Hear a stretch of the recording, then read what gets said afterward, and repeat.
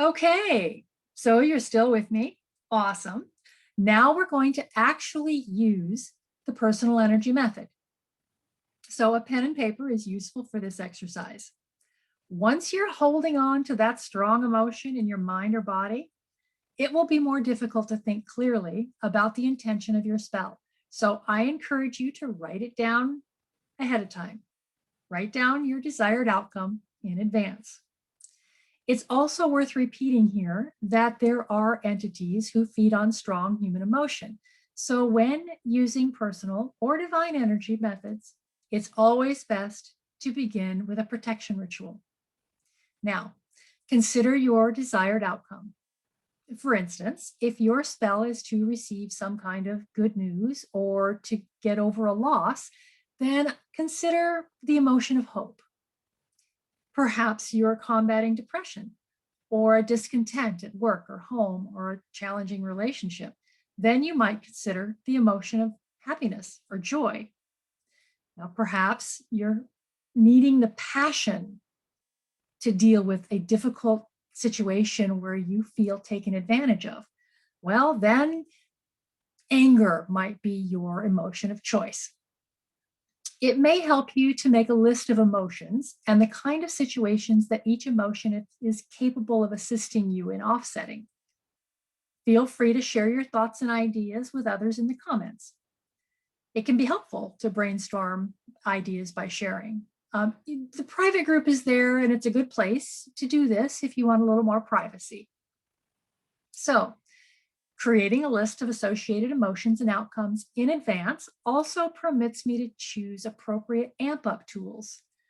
For example, to amp up an aggressive emotion like anger, I find a flame works well.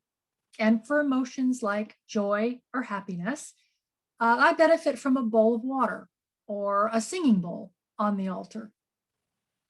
With your end result written down and your beneficial emotion chosen, bring that emotion into your awareness. The more powerful the emotion, the stronger the results. Think of a time when this emotion was strong. As a result of a personal experience is best. But if you can't bring one to mind, then bring that emotion in from someone who has, even the character in a movie. Now, allow that emotion to rise up in you and use the flame or the water to enhance it.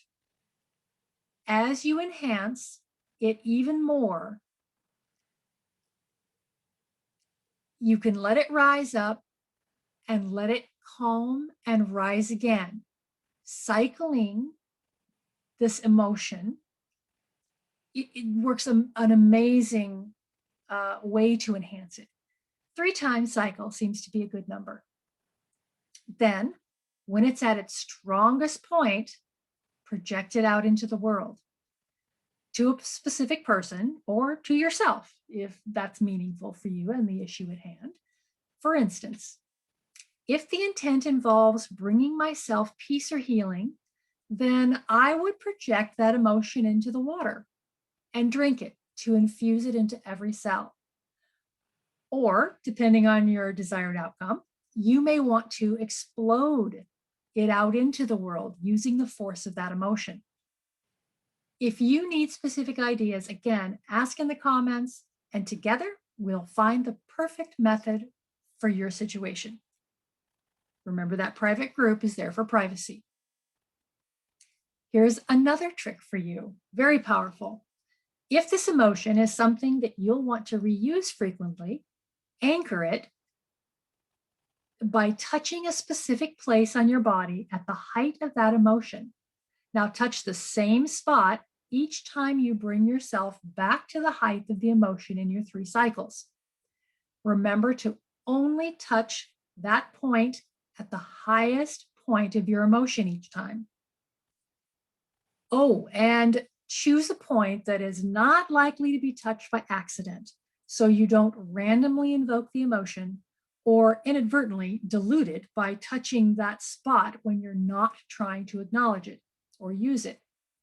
Perhaps it's going to be the space between your first and second finger, or someplace else that you don't touch often.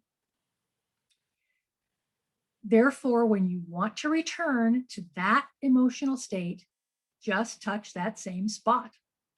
If you have chosen an emotion of anger, then you might want to anchor a peaceful state before you begin, so you can return to that peaceful state instantly when the spell has been accomplished.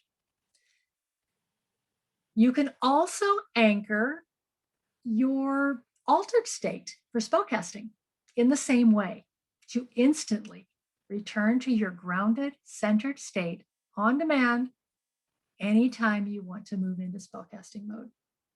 So until next week, happy crafting, and thank you for letting us bring more magic into your life. Next week, we're going to talk about, we're going to experience divine energy. And the week after that, my favorite, universal energy. See you then.